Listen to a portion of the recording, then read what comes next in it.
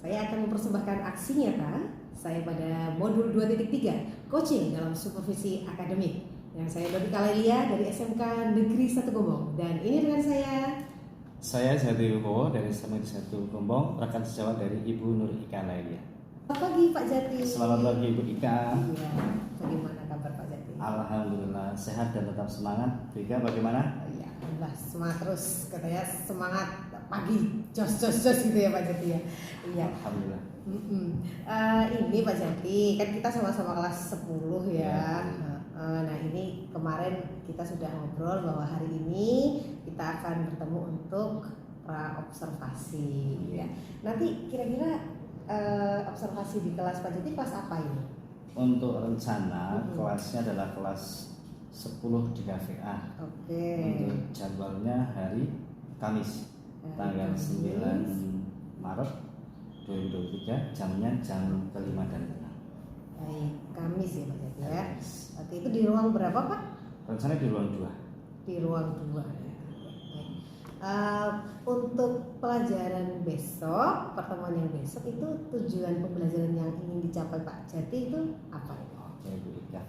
Untuk minggu-minggu ini di kelas saya sedang mempelajari tentang rekonteks. Dan untuk pembahasan rekonteks yang akan saya bahas adalah tentang historical event. Begitu. Dan untuk tujuan pembelajarannya adalah yang pertama, setelah pembelajaran ini saya harapkan siswa bisa untuk mengidentifikasi dan menemukan tentang fungsi sosial, struktur bahasa, dan unsur kebahasaan dari rekonteks. Itu yang pertama. Untuk yang kedua adalah setelah pembelajaran ini peserta didik mampu untuk membuat dan juga mempresentasikan baik secara kelompok maupun secara individu tentang rekonteks tersebut. Itu ada di kelas itu ada berapa muridnya itu? Untuk kelasnya masih genap 36 siswa.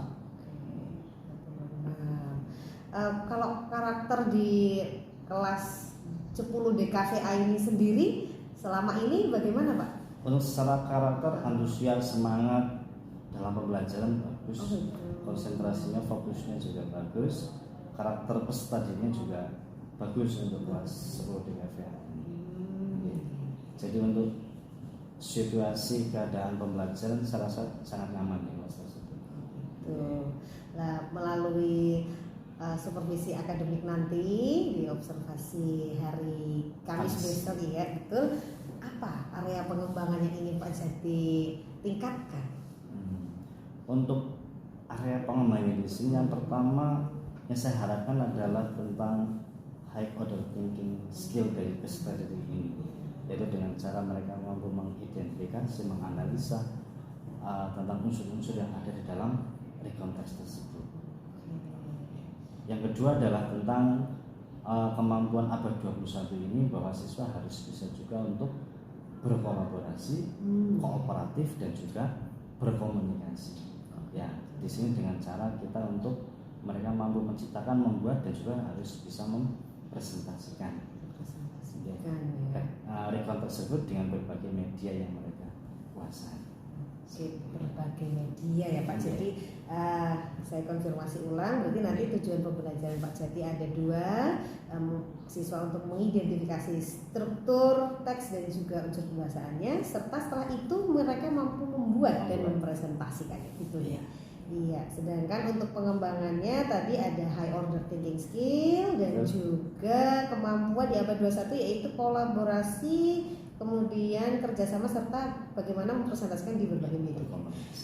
Oke, kalau misalnya dari segi ini nih Pak, strategi diferensiasi itu ya, belajar diferensiasi. Dari 3 strategi, area pengembangan Pak Jati lebih ke yang mana? Yang pertama tentunya kita proses ya, karena satu proses jelas. Yang kedua nanti adalah harus ada produk ataupun hasil. Saya harapkan nanti dalam produk ini pun, dalam hasilnya pun dengan berbagai variasi kita sesuaikan juga dengan kemampuan dari masing-masing peserta didik. Saya beri kebebasan mereka, tidak harus menggunakan media A gitu, tapi ya sesuai dengan kemampuan mereka. selama ini pemetaan kemampuan mereka dengan cara apa yang sudah Pak Jati lakukan? Biasanya saya menggunakan sistem tutor sebaya. Iya. Saya ambil beberapa siswa yang dengan kemampuan yang lebih dan yang lain sebagai tutor sebaya untuk teman yang lain. Rencananya besok pengelompokannya itu berapa kecil atau besar atau bagaimana? Kalau pengelompokan biasanya saya per kelompok terdiri dari 4 peserta didik. Jadi tidak terlalu besar dan juga tidak terlalu kecil, karena mengingat jika terlalu besar kan pembagian tugasnya tidak merata, mungkin hanya di 1 ataupun 2 siswa. Jadi saya tidak terlalu besar, hanya 4 saja. 4 ya. Ada tutor sebayanya. Ada tutor sebayanya 1. Jadi nanti di kelas itu saya ada 9 kelompok. 9 kelompok. Dari tadi 36 gitu. 36. Dari pengalaman sebelumnya, untuk variasi produk yang pernah dihasilkan oleh siswa di kelas 10 DKVA itu sejauh mana ragam medianya? Dari saya kan memberi kebebasan mereka, tapi ternyata hasil yang mereka ciptakan kebanyakan untuk saat ini memang lebih kecenderungannya kepada media Canva seperti itu. Itu yang dengan Canva. Untuk PowerPoint saya sudah jarang, sudah pakai Canva. Dan untuk yang lainnya seperti animasi belum ada, pernah, hanya itu saja Canva. Mayoritas menggunakan Canva. Dan harapan di pembelajaran besok mereka seperti apa ini harapannya, peningkatannya? Minimal ya kita bisa menggunakan Canva ataupun PowerPoint yang sekarang kan banyak disupport dengan PowerPoint dengan template-template yang menarik juga bisa. Tidak seperti PowerPoint yang kemarin template-nya yang default lah ya. Itu menarik saja. Bisa lah. Walaupun PowerPoint ternyata kalau template-nya menarik juga bagus itu ternyata. Canva, minimal Canva. Kalaupun nanti untuk jurusan DKV ini karena ada beberapa yang sudah punya kemampuan untuk animasi, ya saya dorong mereka bisa juga untuk membuat produk yang animasi gitu. Karena saya menyesuaikan juga dengan jurusan mereka, yaitu DKV, desain komunikasi visual ini ya. Iya. Dari sekian pembelajaran yang sudah berlangsung, ini berarti sudah hampir 2 semester ya Pak ya. Itu ada sesuatu yang menarik di kelas itu, menurut pengamatan Pak Jati yang bisa dikembangkan lagi? Untuk ya kita awali dari karakter siswa, karakter kelas yang tadi saya sebutkan. Karakternya sudah tercipta bagus, situasinya nyaman di kelas itu, ya saya rasa ini modal yang baik buat saya sebagai guru untuk mengarahkan mereka. Ya selama ini saya sudah menggunakan berbagai variasi model pembelajaran, media pembelajaran dan produk-produknya. Dan ternyata untuk produk saya rasa mereka sudah tidak ada masalah. Artinya yang saya harapkan hanya selevel hanya untuk PowerPoint, mereka bisa lebih untuk produknya karena ya mereka sudah disupport dengan alat komunikasi yang mereka sudah bagus, sudah canggih, dan juga kemampuan mereka ternyata juga sudah bagus untuk menciptakan produk-produk digital yang untuk mendukung pembelajaran saya. Ya. Yang kedua juga menurut pandangan saya ternyata dengan media-media yang variatif, peserta didik akan merasa lebih tertarik ke dalam pembelajaran. Jadi tidak hanya modal ataupun hanya mengandalkan buku teks saja, tapi untuk keberagaman media ternyata mereka sangat tertarik. Ya minimal pakai Canva, apalagi kalau menggunakan video. Ya, itu mereka sangat tertarik. Jadi selama ini pengalamannya seperti itu. Gitu, ada video juga.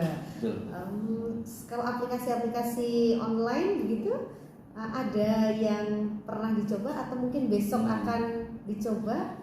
Kalau beberapa yang kemarin dalam ulangan harian ataupun kemarin PTS saya menggunakan Quizzes.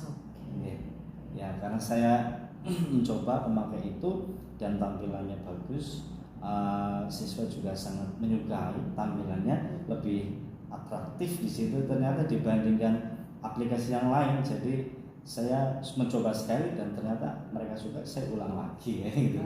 Kalau sebelumnya kan ya saya hanya tahu hanya dengan Google Classroom ya, atau Google Formulir kayak gitu ya. Itu saya ubah sekarang pakai Quizizz, mereka lebih menikmatinya lebih. Baik. Berarti untuk pertemuan hari Kamis ini Bapak sudah mempersiapkan beberapa hal gitu ya. Saya coba dengan media, dengan itu, dan juga nanti pakai Quizizz juga. Quizizz juga ini pasti akan sangat menarik nih ya Pak Jati ya. Baik Pak Jati, untuk pra observasi kiranya mungkin sudah cukup. Nanti kita akan bertemu lagi di hari Kamis jam ke 5 dan 6. Ya. Berarti pukul 10. Baik, sampai jam 11.20. Iya. Sekian dari kami. Terima kasih dan sampai jumpa. Bye-bye. Assalamualaikum warahmatullahi wabarakatuh.